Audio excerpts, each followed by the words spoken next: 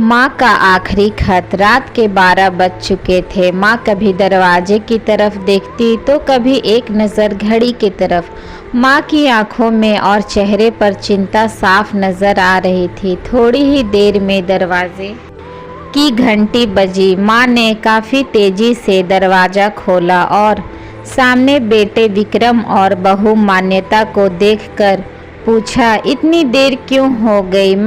मैं कब से तुम्हारी राह देख रही थी माँ। मैं अब छोटा नहीं हूँ, तुम मेरी चिंता मत किया करो। विक्रम घर के अंदर प्रवेश करते हुए बोला, बेटा कितना भी बड़ा हो जाए माँ के लिए छोटा ही रहता है। चलो छोड़ो, हाथ पैर धो लो, मैं तुम्हारे लिए खाना लगा देती हूँ। माँ ने दरवाज़ा बंद करते हुए कहा, माँ जी हम बाहर से खाना खाकर आए हैं, आप खा लीजिए, हम सोने जा रहे हैं। बहू मान्यता ने कहा, लेकिन मैंने तो तुम लोगों की पसंद की खीर बनाई है, आओ थोड़ी थोड़ी खा लो। माँ तुझे एक बार में समझ में नहीं आता क्या? तेरी बहू ने कहा ना हम बाहर से खाना खाकर आए हैं, क्यों परेशान करती है? जा तू खीर खा ले और सो जा और हमें भी शांति से सोने दे।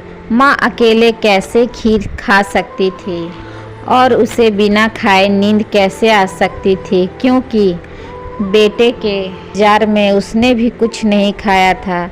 वह किचन में गई, एक गिलास पानी पिया और अपने रूम में चली गई। सुबह 10 बजे विक्रम की आंखें खुली।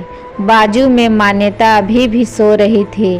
विक्रम हॉल में आया तो लैपटॉप के पास रखी एक चिट्ठी पर उसकी नज़र पड़ी। यह चिट्ठी किसकी हो सकती है, यह देखने के लिए उसने चिट्ठी खोलकर पढ़ना शुरू किया।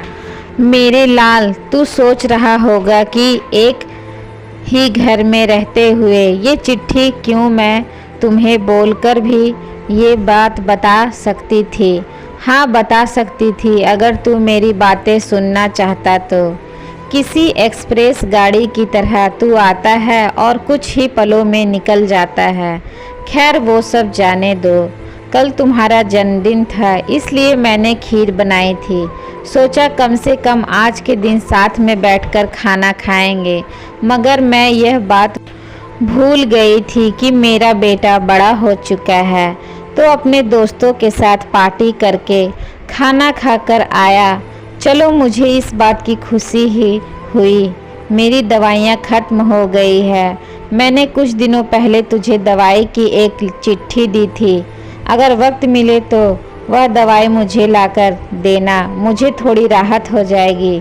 विक्रम को याद आया कि 4-5 दिन पहले माँ ने एक दवाई की चिट्ठी दी थी।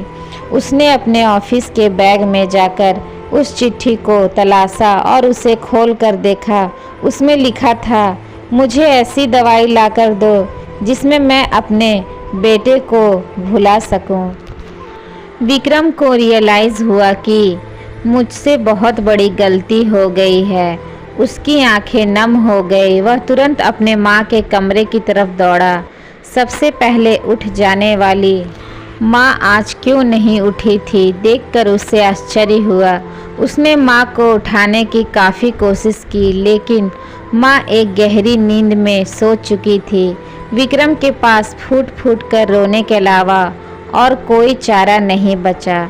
दोस्तों, यह कहने की ज़रूरत नहीं है कि माँ बाप जीवन में कितने मूल्यवान हैं। उनके रहते हुए ही उनकी सेवा करो, उनसे प्यार करो। वह चले जाएंगे तो कुछ नहीं कर पाओगे। तो दोस्तों, आज की ये माँ की आखिरी चिट्ठी की कहानी आप लोगों को कैसी लगी, हमें कमेंट बॉक्स में कमेंट करके ज़रूर बताइएगा। अच्छी लगी हो तो चैनल को लाइक, शेयर एंड सब्सक्राइब जरूर कर लीजिएगा। मिलते हैं नेक्स्ट स्टोरी के साथ, तब तक के लिए धन्यवाद।